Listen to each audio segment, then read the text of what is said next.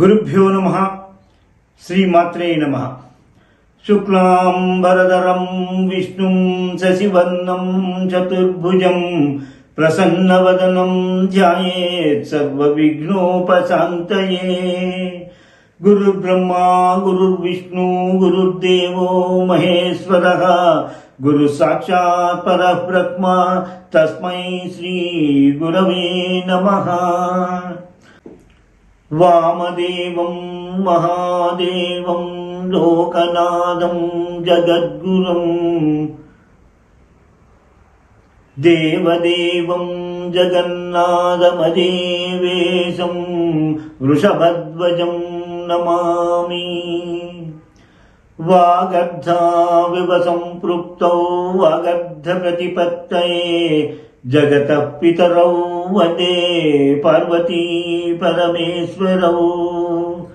వందే పార్వతీ పరమేశ్వరౌ.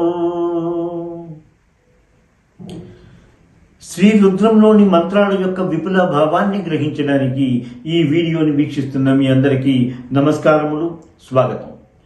మా గురువు గారైన శ్రీ జ్ఞానేశ్వరాంబ గారి పాదములకు నమస్కరించి వారి ఆశీస్సులను అర్థిస్తూ, భగవంతుడు గురువులు నాకు ఇచ్చిన శక్తి మేరకు జ్ఞానము మేరకు శ్రీరుద్రంలోని మంత్రముల యొక్క విపుల భావాన్ని తెలియజేయడానికి ప్రయత్నం చేస్తాను. ఇప్పటిదాకా మనము 11 మంత్రాల యొక్క విపుల భావాన్ని గ్రహించగలిగాము. 12వ మంత్రము విద్యం ధనుః కపర్దినో విశల్యో బాణవాగుం ఉత అనేసన్నస్యేషవ ఆభురస్య నిషంగదీ. విద్యం ధనుః కపర్దినః అన్నారు. శ్రీరుద్రంలో మొట్టమొదటిసారి మనకి కపర్దిన అన్న పదము కనిపిస్తున్నది. కపర్దినః అంటే జటాజూటము కలిగినటువంటి ఓ రుద్రస్వామి. ధనుః ధనస్సు లేక విల్లు. విద్యం నారి లేనిదిగా అయిపోవుగాక, నారి లేనిదిగా అగుగాక అని ఇక్కడ మనం చెప్పుకుంటున్నాం. ఉత అంతేకాకుండా బాణవాగం అంటాం. బాణవాన్ బాణములు పెట్టుకునేటువంటి అములు పొది. విశల్యః అంటే బాణముల యొక్క ఉక్కు మేకులు లేనిదై అయిపోవుగాక. అంటే ఆ ఉక్కు మేకులు ఉంటాయి కదా, దానికి ఆ ఉక్కు మేకులు అనేటువంటివి ఏవి లేకుండా ఉండిపోవుగాక. అంటే దానికి ప్రయోగించినా సరే మనకి బాధ కలిగించకుండా అయిపోవాలి అన్న విధముగా కూడా అక్కడ విశల్య బాణము యొక్క ఉక్కు మేకులు లేకుండా ఉండేది అయిపోవుగాక అని చెప్పుకున్నాం. ఇంకా 2వ పాదంలోకి వచ్చినప్పుడు అనేసన్నస్యేషవ ఆభురస్య నిషంగదీ. అస్య ఈ రుద్రదేవుని యొక్క ఇషవ బాణములు అనేసన్ గుచ్చుటకు సమర్థవంతమువై ఉండగాక అసమర్థములై ఉండుగాక. అంటే గుచ్చుకునేటువంటి వీరు లేనిదిగా అయిపోవుగాక. అంటే అర్థం ఏంటి? ఇందాక చెప్పుకున్నాం కదా, ఉక్కు మేకులు లేనిదై అయిపోవుగాక అని చెప్పుకుంటున్నాం. అనేసన్ ఇషవ నిషంగది అని అన్నారు. అంటే బాణములకు ఆధారభూతమైనటువంటి, అంటే బాణాలు పెట్టుకునేటువంటిది తూనీరము లాంటిది. ఆబుహు అన్నారు. కొంచెము సమర్థవంతమైనదిగా ఉండుగాక. కొంచెము మాత్రమే సమర్థవంతమై ఉండాలి. అంటే 3 పాలు సమర్థవంతముగా ఉండకుండా 1 పాలు మాత్రమే సమర్థవంతముగా ఉండాలి. అంటే ఆ తూనీరంలా బయటికి కనబడాలి, కానీ అది తూనీరము చేసే పనులేవి చెయ్యకూడదు. అంటే అందులో బాణాలు పెడితే ఉక్కు ములికలు విరిగిపోవడము, లేకపోతే బాణాలు పెడితే దాని యొక్క కిందకు పడిపోతూ ఉండడము అయిపోతూ ఉండాలి. కానీ తూనీరము ఏ విధంగా పనిచేస్తుందో ఆ విధముగా పనిచేయడానికి అసమర్థంగా ఉండాలి అన్న విధంగా మనం చెప్పుకున్నాం. అంతేకాకుండా నిషంగది అంటే బాణములు పెట్టుకునేటువంటి వర అని కూడా మనకు భావం కల్పిస్తూ ఉంటుంది.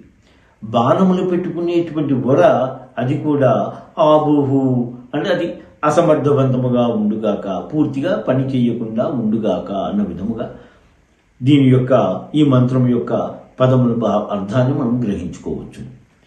ఈ మంత్ర భావాన్ని గ్రహించుకోవాలి అంటే జటాజూటము కలిగినటువంటి ఓ రుద్రస్వామి, నీ యొక్క విల్లు నారి లేనిదే అయిపోయుగాక. అంతేకాకుండా బాణాలు పెట్టుకునేటువంటి తూణీరము పని చెయ్యనిదే అయిపోవుగాక. బాణాలు కూడా మునికి లేనిదే అయిపోవుగాక. అంటే మమ్మల్ని బాధింపలేనటువంటి విధముగా అగుగాక. అంతేకాకుండా ఖడ్గమును పెట్టుకునేటువంటి కత్తి వర అది కూడా పని చెయ్యకుండా ఉండుగాక అన్న విధముగా మనము తెలియజేసుకుంటున్నాం. ఈ మంత్రం యొక్క భావాన్ని మనం గ్రహించుకోవచ్చును. ఇంకా 13వ మంత్రానికి వచ్చినప్పుడు, యాతే హేతిర్మీదుష్టమహస్తే బభూవతే ధనుః తయాస్మాన్ విశ్వతస్మయక్ష్మయా పరిభుజ. యాతే హేతుర్మీదుష్టమహస్తే బభూవతే ధనుః. మీదుష్టమా అన్నారు. అంటే మనం ముందర కూడా భావాన్ని గ్రహించుకున్నాం. మనం మీదుష్టమా అంటే వర్షమును కురిపించువాడా, ఎక్కువ వర్షమును కురిపించేటువంటి స్వభావము కలిగినటువంటి ఓ రుద్రస్వామి, యాతే నీకు నీ వస్తువులైనటువంటి ఏవైతే ఉన్నాయో ఆ వస్తువులు, అంటే ఆ వస్తువులు అంటే ఏంటి? హేతి ఖడ్గము మొదలైనటువంటి ఆయుధములు, అటువంటి ఆయుధములను, అంతేకాకుండా హస్తే నీ చేతి యందు ఉండేటువంటి ధనుహు ధనస్సు, బభూవ ఏదైతే ఉంటుందో ఆ ఉండనో అదంతా కూడా అయక్ష్మయ మమ్మల్ని బాధించే విధముగా ఉండకూడదుగాక, బాధింపని విధముగా అయిపోవుగాక అన్న విధంగా. ఇంకా 2వ పాదంలో వచ్చినప్పుడు తయా అంటే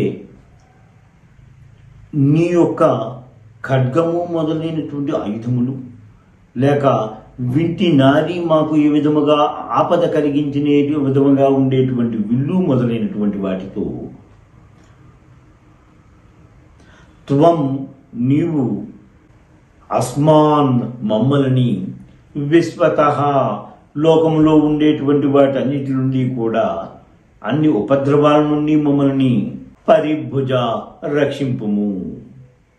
ఈ మంత్రానికి భావంగా చెప్పుకునేటప్పుడు మా యొక్క కోరికలు అనేటువంటి వర్షములతో మమ్మల్ని తడిపేస్తూ ఉండేటువంటి ఓ రుద్రస్వామి, నీ దగ్గర ఉన్న ఆయుధములు మమ్మల్ని బాధింపకుండా ఉంటాయి కదా. నీ విల్లు అనేటువంటిది ఎంతో శాంతమైపోయింది, ఆ ఖడ్గము అనేటువంటివి కూడా ఎంతో శాంతముగా ఉన్నాయి. అటువంటి శాంతముగా ఉండి మమ్మల్ని బాధ పెట్టని విధముగా ఉండేటువంటి నీ విల్లు ఖడ్గము మొదలైన ఆయుధములతో మమ్మల్ని రక్షింపుము అని చెప్పుకుంటూ, మా యొక్క పాపముల నుండి మమ్మల్ని రక్షించుము అనే విధముగా చెప్పుకుంటూనే, అవసరమైతే మా శత్రువుల మీద ప్రయోగించుము. రక్షింపుము అంటే అర్థం ఏమిటి?